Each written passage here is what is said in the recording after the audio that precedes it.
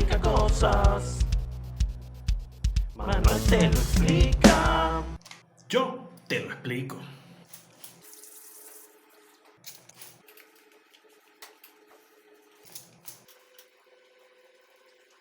El COVID-19 versus la verdad. Buenos días, tardes y noches a todos nuestros escuchas digitales. Mi nombre es Manuel Morán y esta es la primera entrega del show Manuel Explica Cosas. Un espacio donde mi equipo editorial y yo nos vamos a dedicar a explicar sobre todas las cosas interesantes que se nos ocurran en la vida. Esta va a ser una temporada altamente noticiosa, así que decidimos llamarla Noticias de ayer y hoy para un mañana mejor. Y es que es muy fácil perderse de la visión panorámica con tantos batacazos y noticiazos diarios. Por eso vamos a ofrecerles un análisis sensato en base a un marco temporal prolongado.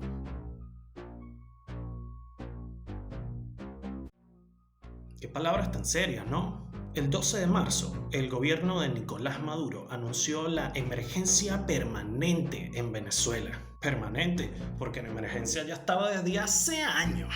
Pero no podemos hablar de todo en una sola sentada. Al día siguiente, el 13, Delcy Rodríguez confirmaba los primeros casos de coronavirus en el país. Y esa misma noche se decretaba un estado de alarma constitucional. Luego, el 16 del mismo mes, desde el Palacio de Miraflores, se decretó la cuarentena total en todo el territorio venezolano, paralizando toda libre movilidad, intercambio comercial y actividad pública o privada, así como la asociación y reunión ciudadana, llevadas todas a su mínimo esencial. Al fin, el régimen madurista había logrado su fantasía totalitaria gracias al COVID-19. Y no me malinterpreten, medidas draconianas como esa cuarentena total han sido y serán absolutamente necesarias en un país donde el sistema sanitario ha sido llevado a la ruina más abyecta y la población general se muere por falta de medicamentos básicos o de tratamientos que en el resto del mundo son de normal obtención. Así que sí, la cuarentena total, el aislamiento que ya vivía el país en su región y el estancamiento de la economía local previa a la pandemia, luego de más de 2 décadas de gobierno socialista, han sido coadyuvantes para que la peste no se apodere de Venezuela. Pero ese es un debate que no daremos acá. Eso es lo que más se sabe sobre Venezuela. Ahora, hoy quisiera hablar sobre lo que no se sabe, o mejor dicho, de lo que no podemos saber porque no nos lo permiten, ¿vale?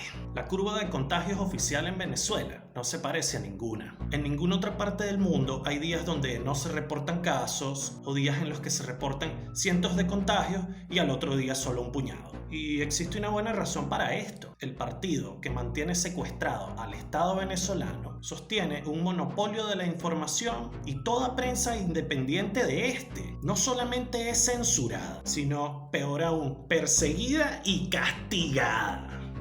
Y es que, como dije antes, desde el 17 de marzo se comenzó a implementar la cuarentena total en Venezuela. Y tan solo 3 días después, un tuit que recopilaba los casos anunciados hasta ese momento le costó 2 semanas de cárcel al periodista Darwinson Rojas, acusado de instigación al odio.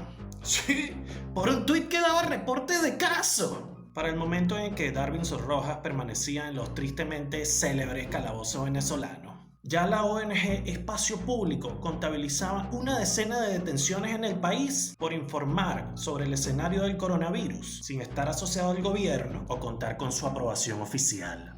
Los reporteros gráficos suelen ser los más afectados, pero también trabajadores de la salud o cualquier ciudadano en general que quiera reportar lo que sea que le parezca conveniente. Sistemáticamente es atacado y coartado por las autoridades venezolanas. Todo esto limitándonos únicamente a lo que tiene que ver con la cobertura del COVID-19, porque según otras organizaciones como el Foro Penal Venezolano, tan solo del 13 de marzo al 2 de abril, ya se habrían registrado 23 detenciones por razones políticas en el país.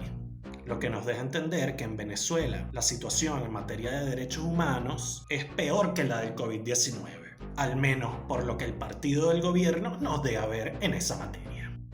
Así como Rojas, periodistas como Arnaldo Somoza, detenido en Guárico por grabar una protesta por falta de agua, y Eduardo Galindo, detenido por publicar en el portal de noticias Senderos de Apure, engrosan la lista de comunicadores amedrentados por buscar informar sobre problemáticas incómodas para el gobierno de Maduro.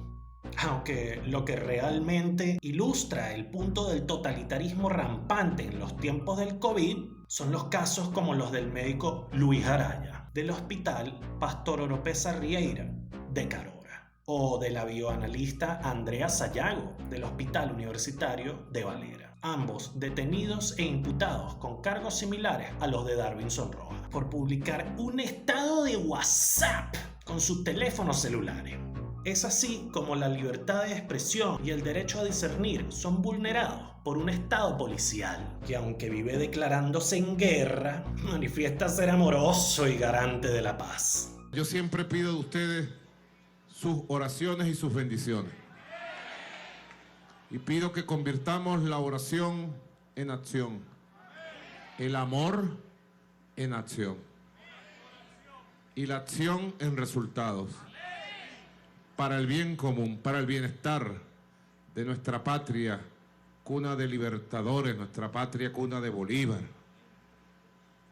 Esta historia tan hermosa que tiene Venezuela, que la distingue en el mundo, la distingue como un país de hombres y mujeres buenos, nobles, rebeldes, que buscan siempre la libertad.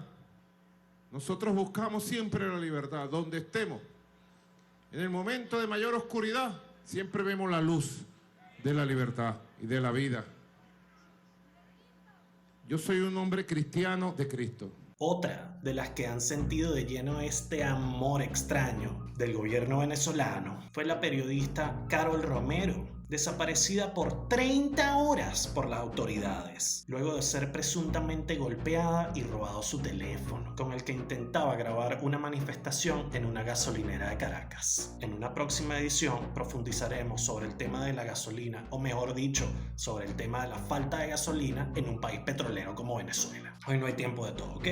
Romero fue liberada con medidas preventivas, luego de ser presentada como terrorista, y solo tras fuertes presiones de organismos nacionales e internacionales. Aunque lamentablemente no todos en Venezuela pueden contar con un apoyo como con el que afortunadamente contó Romero. Por lo que entiéndame bien que la versión oficial de que todo está bajo control se impone a la fuerza. Por último, sería interesante mencionar uno de los casos más viralizados en las últimas semanas, el caso de la abogada Eva Leal. Esta ciudadana fue detenida en una alcabala o punto de control de la Guardia Nacional por presuntamente circular en su vehículo fuera del horario establecido por el madurismo para hacerlo. Luego de esto, y como es usual, los testigos aseguran que los militares intentaron extorsionarla para dejarla ir, cuando Leal se resistió al abuso de poder de las autoridades, sacando su teléfono para intentar grabar la violación a su derecho. Esto provocó que la teniente de la GNB, que la detuvo en primera instancia, tomara por el cuello a Leal y estrellara su cabeza contra el pavimento. Lo llamativo de la acción contra Leal, más allá de la brutal agresión a la cual fue víctima, es que fue esposada y detenida mientras la sangre aún brotaba de su cabeza. Pasó 2 días en prisión y luego fue liberada bajo régimen de presentación. A la teniente no se le imputaron ni se le imputarán cargos por una agresión desproporcionada que el Colegio de Abogados de Lara ha comparado con el caso de George Floyd en Estados Unidos. Leal tiene suerte de seguir con vida. Hablar sobre todos los ataques a la prensa es toda una tarea de por sí. Es por eso que, aunque quiero, no les voy a comentar más sobre eso hoy y quedará para una siguiente entrega. Pero si todo está bajo control, ¿qué genera la ya evidente escalada de casos en el país?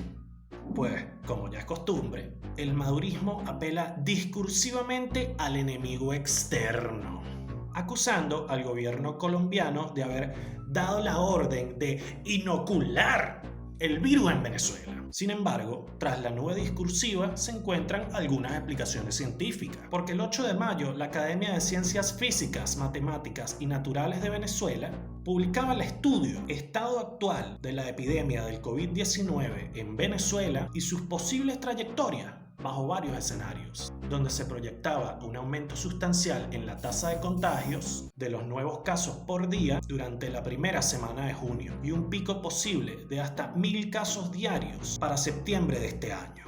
A lo que el aparataje del gobierno a finales de mayo respondió así. Fíjense, de los 67 casos extranjeros importados de venezolanos que llegaron de Colombia o de Brasil y se les hizo la prueba apenas cruzaron la raya, cruzaron la frontera. Todos estos casos están bajo control epidemiológico y médico en la frontera y ahí se van a quedar 14 días. Que es duro y difícil la situación. Más duro es que contaminen el país, que entren y contaminen toda Venezuela, como es el deseo de Iván Duque en Colombia. La orden que dio Iván Duque. Yo lo denuncié hace 2 semanas.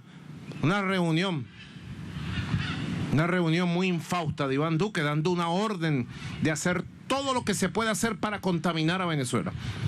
Sí, así Maduro ha establecido el pilar ideológico para el escenario por venir. Un escenario del cual no solo parece claro que no aceptará ninguna responsabilidad, sino en el que se aislará aún más de su vecino, que según él pretenden infectarlo. Algo por lo que los venezolanos que intentan reingresar al país ya han comenzado a sufrir. Y los que ya han retornado también, por supuesto. Aunque, según vimos, lo peor está por venir.